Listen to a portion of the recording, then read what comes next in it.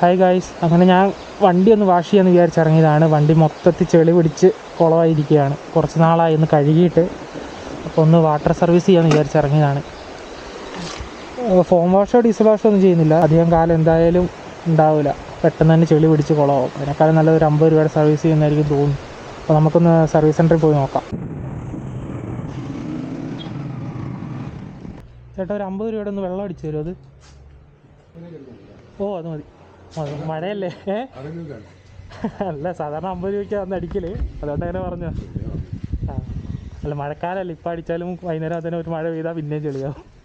അപ്പോൾ കുറച്ചായി കഴുകിയിട്ട്, ഉത്സവമൊക്കെ അല്ലായിരുന്നു.